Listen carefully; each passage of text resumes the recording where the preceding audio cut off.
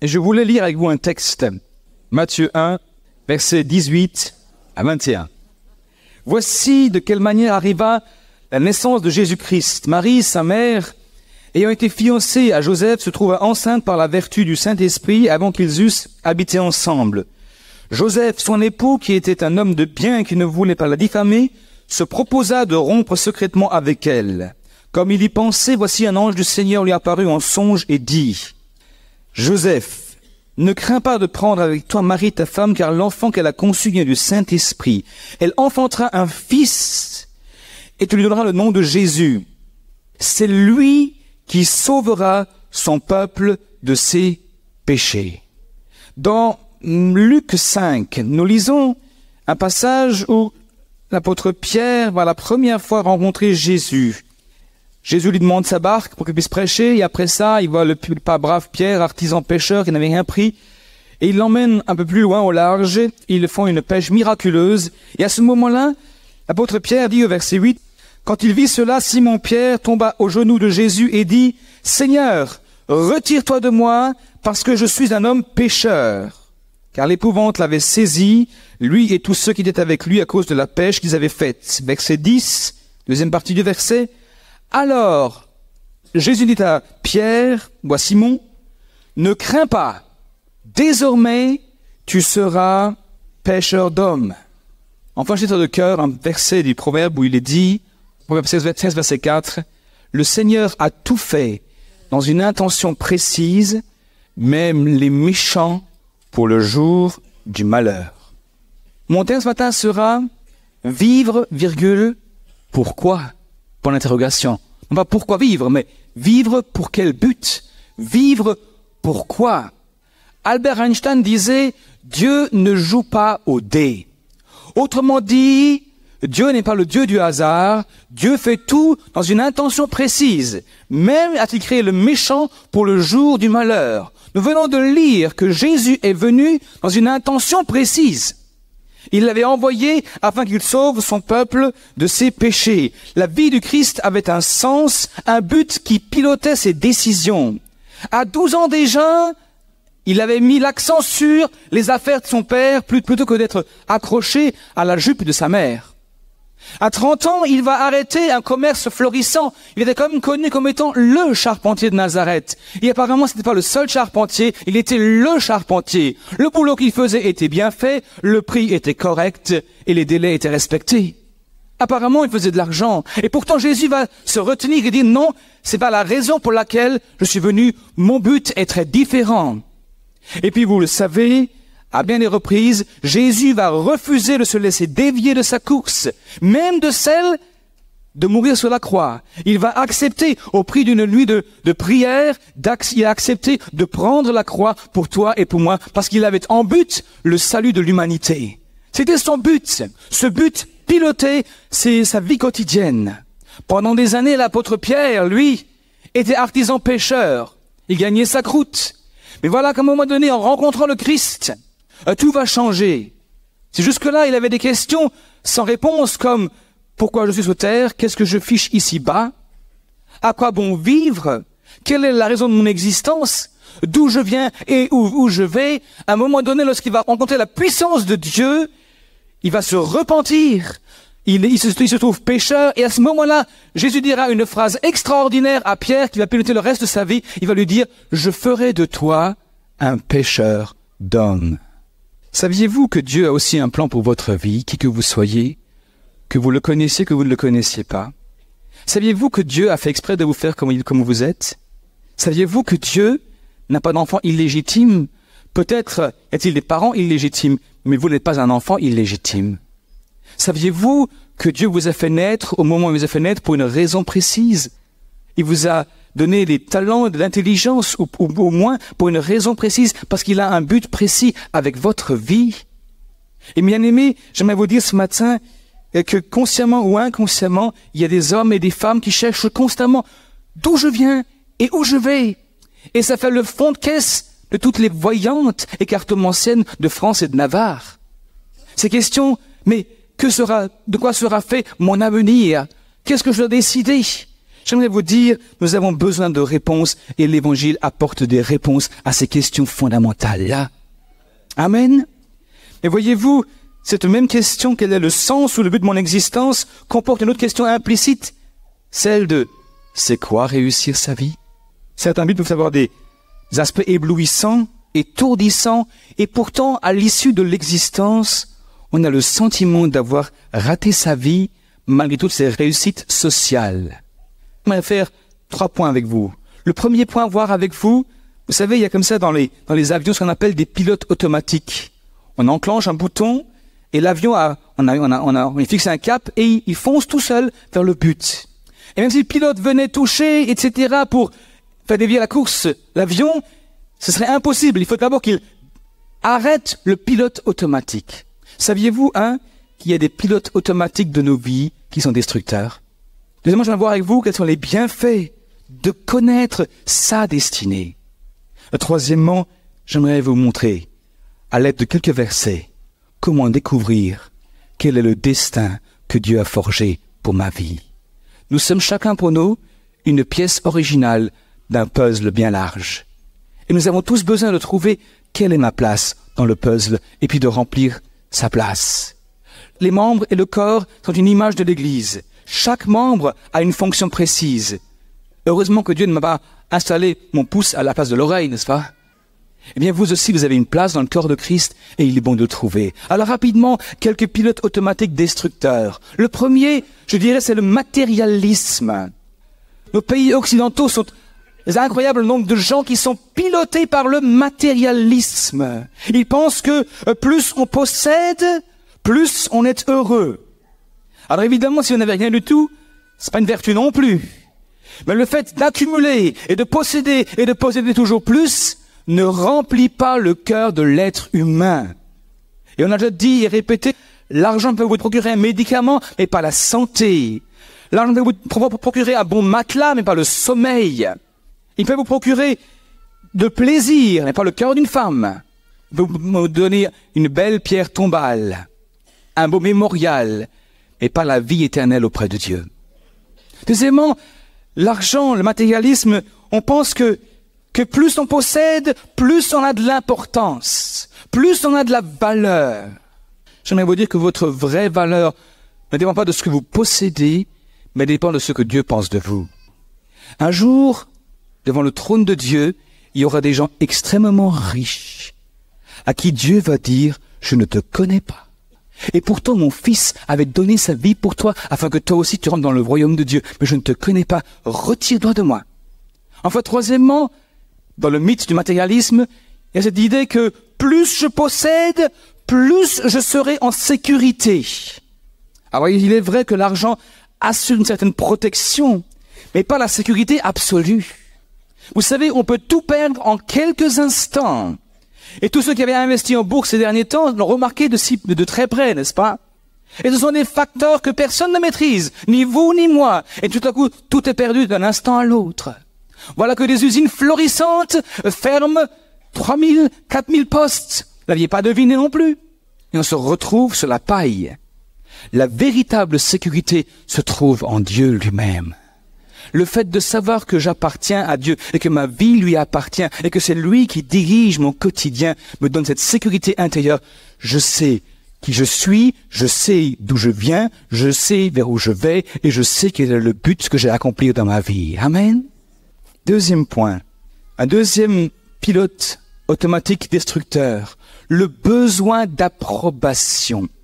Le nombre de gens qui fonctionnent sur ce besoin d'être toujours à nouveau approuvés. Je ne parle pas de ce besoin d'une bonne estime de soi dont a parlé Christian dimanche dernier. C'est très juste.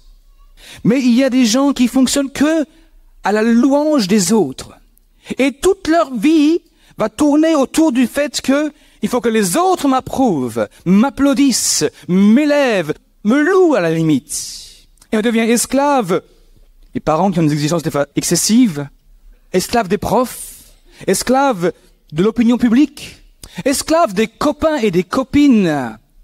Et ça touche pas mal les adolescents et adolescentes. Ce que le copain pense, c'est important. Esclave des gens. Jésus n'a jamais été esclave des gens. Jésus, c'est remarquable. À un moment donné, la foule le suit.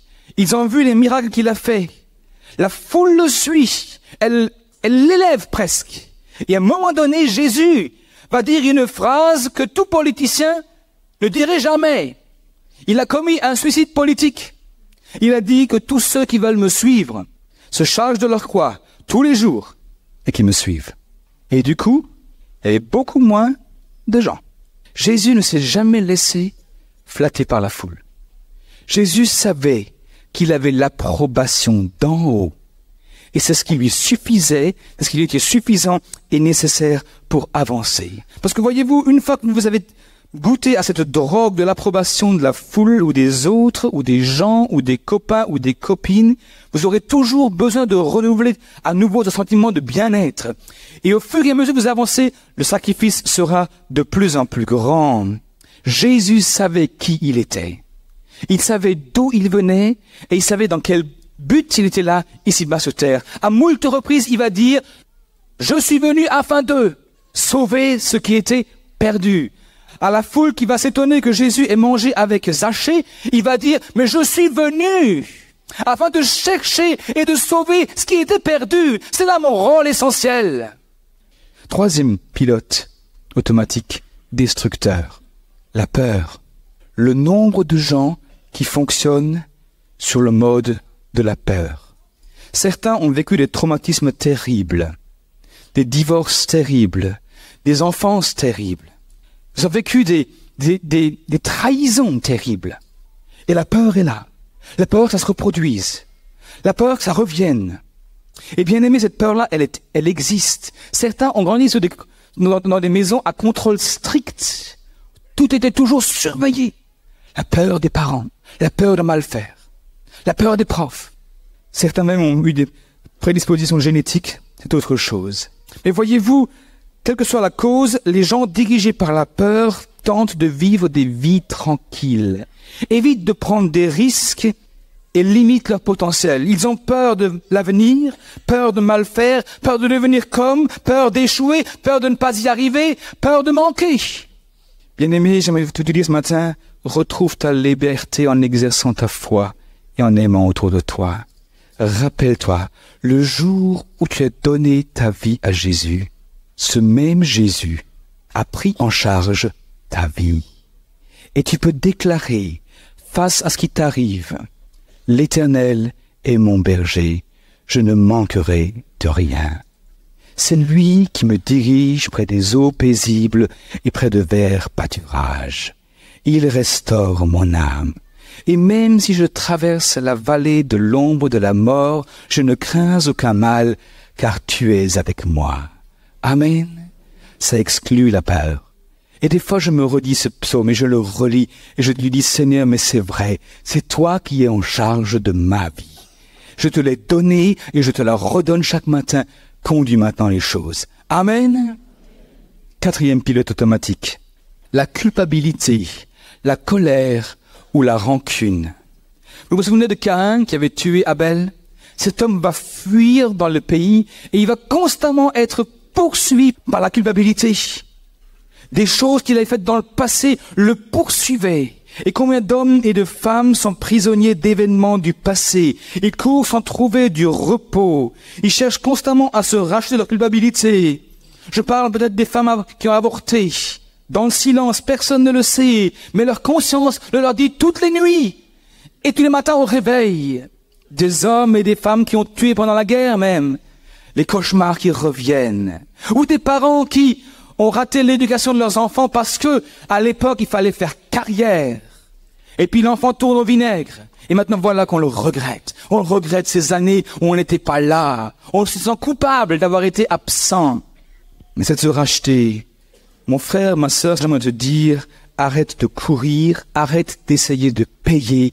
Viens à celui qui veut te donner la paix à ta conscience. Psaume 32, verset 1 dit, « Heureux celui que Dieu décharge de sa faute et qui est pardonné du mal qu'il a commis. » Heureux cet homme-là. Il parle plus loin en disant, « Tant que je reconnaissais pas ma faute, mes dernières forces s'épuisaient en plainte quotidienne, car de jour et de nuit, Seigneur, tes coups pleuvaient sur moi, etc. Mais je t'ai avoué ma faute.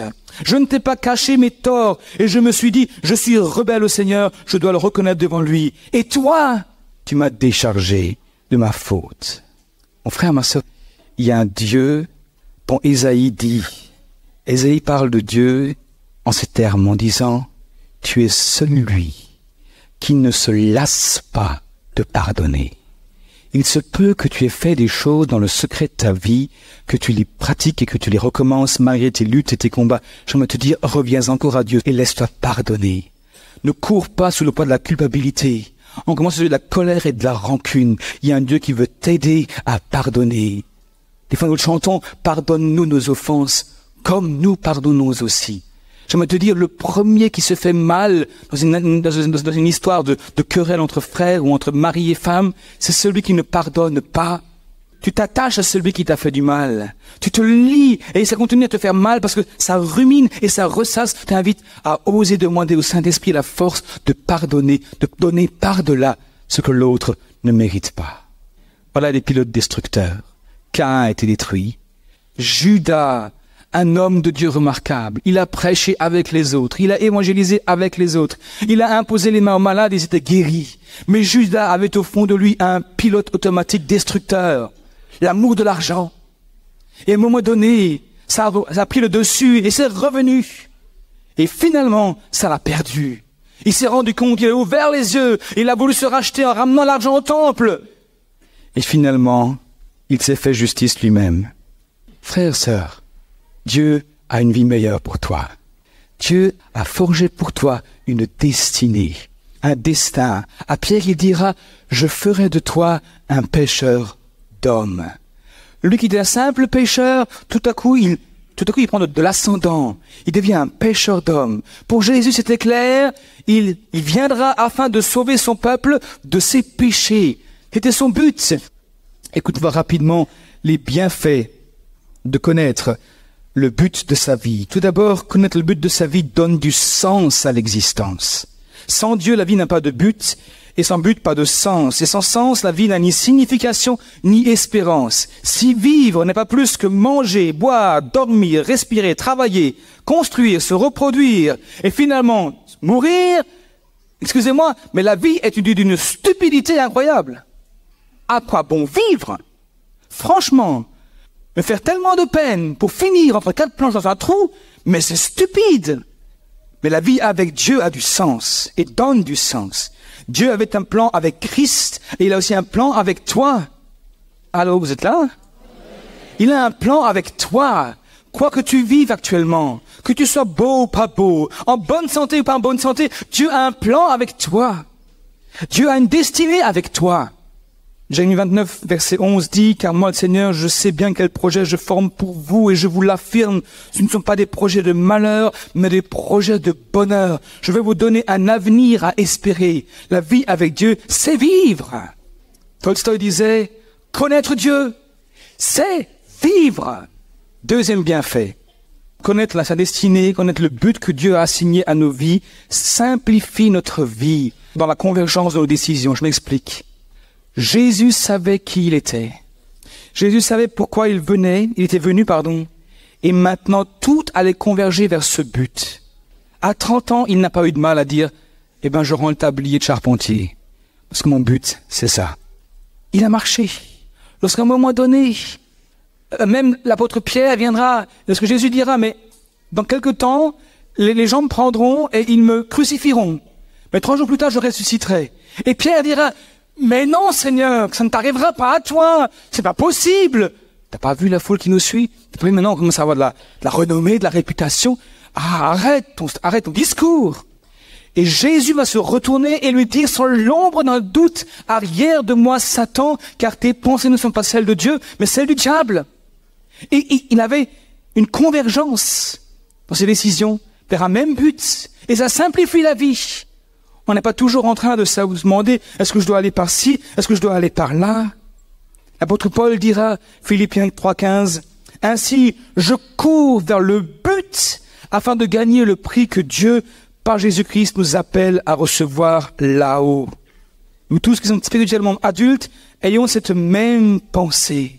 lorsque vous savez quel est le but de votre vie, vous n'avez plus tendance à choisir en fonction des gens, des circonstances et des pressions ou atmosphères environnantes, mais vous allez choisir en fonction du but à poursuivre. Amen. Troisième bienfait, connaître le but de sa vie donne de la passion, donne de la motivation. C'est Jésus qui, dans Jean 13, verset 3, il est marqué un petit démarrage de verset, c'est juste avant qu'il ne se mette à laver les pieds des disciples. Il est dit de Jésus, ayant mis l'amour à son comble. Bien-aimé, Jésus était venu afin d'aimer les gens et de les gagner à Dieu, de les réconcilier avec Dieu. Ce but lui donnait de la passion. Et plus tard, il va être dans les heures suivantes, il va être à genoux, à Gethsémane. Il va prier avec passion pour oser accepter, pour avoir la force d'accepter le calice et de le boire jusqu'à la lie, parce qu'il aimait passionnément les hommes et les femmes que vous et moi sommes. Ce but qu'il avait en tête lui communiquait de la passion jusqu'au bout à la croix. Père, pardonne-leur, car ils ne savent pas ce qu'ils font. Moi, j'aurais dit autre chose, hein. Franchement. Attendez, à quoi bon ça s'est trucidé? À quoi bon ça s'est crucifié s'il n'y a pas de but? Mais Jésus avait un but devant ses yeux. La joie de voir des hommes et des femmes plier leur cœur, tout seuls, devant le trône de Dieu et dire « J'ai besoin de me réconcilier avec Dieu ». Et le premier fut un centenier romain qui a dit « Assurément, cet homme qui est mort là, c'est le Fils de Dieu ». Avoir un but dans sa vie communique de la passion. Rien n'est trop dur. On déplace des montagnes, on renverse des murailles, on se défonce, car l'amour donne des ailes. Enfin, quatrième bienfait, connaître le but de sa vie nous prépare pour l'éternité. Saviez-vous que la vie ici-bas sur terre n'est qu'une vaste répétition générale pour ce qui vient là-haut? Il y a des gens qui vivent comme s'ils allaient vivre éternellement sur terre. Et à un moment donné, ils se rendent compte qu'ils ne vont pas y arriver. Alors ils vont créer des mémoriaux, des statues, écrire des bouquins, faire des édifices, comme si l'humanité allait s'en rappeler dans les 1000 ou 2000 ans à venir. Mais c'est stupide. Parce que même si cette terre vit encore 10 000 ans, j'aimerais vous dire qu'un jour, ce ciel et cette terre disparaîtront. On oubliera vos diplômes, on oubliera vos mémoriaux, on oubliera tout ça. Tout ce qui restera, c'est ce que vous aurez fait avec votre vie pour Dieu.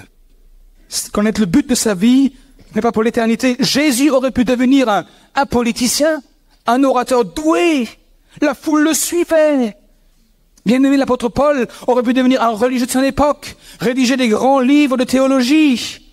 Mais Paul a été un jour saisi par Dieu, et il a poursuivi le but assigné par Dieu, amener l'évangile vers les païens non juifs. Et il s'est efforcé de faire que ça, et encore ça, et encore ça, avec passion jusqu'à la mort à Rome. Bien-aimé, connaître le but de sa vie, mais pas pour l'éternité. Et l'apôtre Paul dira à la fin de ses jours, « J'ai combattu le bon combat. J'ai achevé la course. J'ai gardé la foi. Désormais, la couronne de gloire m'est réservée. » Il avait reçu ce but et cette passion qu'il allait le préparer pour l'éternité. Désormais, la couronne de gloire m'est réservée. Parfois, il nous est difficile dans notre vie de tous les jours de se rappeler, ou plutôt de remettre notre vie dans la perspective de l'éternité. Souvenons-nous, 2 Corinthiens 5:10, où il est dit « Car il nous faut tous comparaître devant le tribunal de Christ, afin que chacun de nous reçoive selon le bien ou le mal qu'il aura fait, étant dans son corps. » Bien-aimé, des fois je me dis, on vit comme si la vie devait encore durer 20, 30, 50, 60 ans, alors que ce soir, à 8h15 peut-être, je serai appelé à être devant le trône de Dieu. Crise cardiaque, boum, fini. Je prends la voiture le matin, je rentre pas le soir. Fini. Il n'y a pas d'âge pour cela. J'ai 39 ans. Bien-aimé, souvenons-nous de cela. Quel est le but de ta vie? Quel est le but que tu poursuis dans ta vie? Honnêtement, ce matin. Est-ce que ce sont les pilotes automatiques destructeurs qui te gouvernent sous une apparence très chrétienne? Ou est-ce que c'est la connaissance que tu as du destin que Dieu a forgé pour toi? Parce que vois-tu, tu as un travail à accomplir qui t'est destiné à toi. Tu es original, non seulement du point de vue des empreintes digitales, mais tu es original dans ta personnalité. Jamais plus le monde ne comportera un Claude Gréder. Et devant le trône de Dieu, on nous posera deux questions. Il y a une question qui s'est posée à tout le monde. Qu'as-tu fait de mon fils Jésus-Christ? Qu'en faites-vous aujourd'hui? Deuxièmement, qu'as-tu fait avec ce que je t'ai donné? Ta vie, tes talents, le temps que tu as eu, les opportunités, ton énergie, tes relations, tes ressources. L'as-tu dépensé pour toi ou pour les buts que j'ai préparés pour toi et pour lesquels tu as été créé et dans lesquels tu te serais épanoui? J'aimerais vous dire que rentrer dans le destin que Dieu a forgé pour nous, c'est aller vers l'épanouissement. Papa Jean était vendeur de chewing-gum. Mais un jour, Dieu l'a appelé. L'a appelé à faire le travail qu'il avait à faire et qu'il a fait. Et ça a été source de difficultés dans les choix. Pas facile. Mais une fois qu'il est entré dedans, ça aussi été pour lui et pour les siens source d'épanouissement, malgré les difficultés, malgré les épreuves. Alors, j'aimerais peut-être conclure et dire, Dieu avait une intention précise avec la vie du Christ, avec la vie de Paul, celle de David, celle de Salomon, celle du frère Jean, celle de Claude, celle de Béatrice. Mettez votre prénom à la place. Comment connaître sa destinée? Comment savoir ce que Dieu veut de nous? Premièrement, rencontrer le Christ. Plutôt le Christ a rencontré Pierre. Et d'abord, ce fut une rencontre de puissance, une démonstration de puissance. Et Pierre a découvert, Dieu existe, il est réel, il est là, et je suis pécheur. Il s'est mis à genoux et a dit, Seigneur, mais retiens-toi de moi, je suis pécheur. Et quand il a fait cet acte de repentance ou de regret de ses péchés, Jésus va venir et dire, maintenant, je vais te donner ta destinée, je ferai de toi un pécheur d'âme. Au moment où il a rencontré Dieu dans sa puissance, au moment où il s'est repenti, il est entré en collision avec sa destinée. Et puis une deuxième fois, c'est arrivé. Voyez-vous, Pierre savait qu'il était pécheur, de manière générale, comme tout le monde. Mais maintenant, il fallait aussi qu'il se rende compte qu'il était vraiment pécheur lui-même, tout seul, qu'il était pourri jusqu'à la moelle. Et on le retrouve après Gethsémani, dans la cour du palais royal. Et à un moment donné, une servante lui dit, mais t'es pas un de ces disciples-là, ce Jésus qu'on est en train de condamner à mort? Ah non. Mais non. Et puis, à 3 reprises, il va renier Jésus. Et puis il se rend compte que ce que Jésus avait dit quelques heures auparavant est vrai, qu'il allait lui-même le renier. Et Pierre va partir dans une nuit complète de confusion, de désespoir, de doute, va se rendre compte qu'il est lui-même pécheur, qu'il est vraiment pourri jusqu'à la moelle épinière. Et alors qu'est-ce qu'il fait? Il ne croit plus à sa destinée. Il va retrouver son travail habituel. Jean 21, verset 3, il dit « Allons pêcher ». Et voilà que le lendemain matin, Jésus est là au bord du lac. « Et les enfants, vous avez du poisson ?» Il y a déjà un feu de près. Et il se rend compte, mais c'est Jésus. Pierre se rend compte, il s'habille, il plonge et il fonce. Et à un moment donné, il y aura une deuxième rencontre avec Jésus. Il y avait la rencontre de la puissance de Dieu. Maintenant, il va rencontrer l'amour inconditionnel de Jésus pour lui. Et Jésus lui dit, mais Pierre, tu m'aimes? Eh oui, Seigneur, je t'aime. Pierre, tu es sûr que tu m'aimes? Eh oui, je t'aime. Pierre, tu m'aimes vraiment? Seigneur, tu sais toutes choses. Tu sais que je t'aime. Tu sais bien que je t'aime. J'ai tout raté, mais je t'aime quand même. Et Jésus, à 3 reprises, lui dit, va, paie mes brebis. Autrement dit, entre dans le destin, dans les projets que j'ai formés pour toi. Amen. J'aimerais terminer par cette dernière phrase. Pierre ne sera plus jamais le même homme. Pierre va complètement changer. Et ne laisse ni le matérialisme, ni une sorte d'approbation, ni la peur, ni la haine, ni la rancune, ni l'orgueil gouverner ta vie. Viens à Dieu ce matin. Rencontre-le à nouveau, ou découvre-le simplement, afin que tu découvres quel est le destin qu'il a forgé pour toi, afin que ta vie soit épanouie. Je résume ça en une seule phrase. Trouve enfin ta place dans le puzzle. Autant c'est vrai, autant pour les jeunes que pour les moins jeunes. Parce que Dieu aussi aime les seniors. Il y avait les ouvriers de la première heure, mais aussi les ouvriers de la 11e heure. Amen.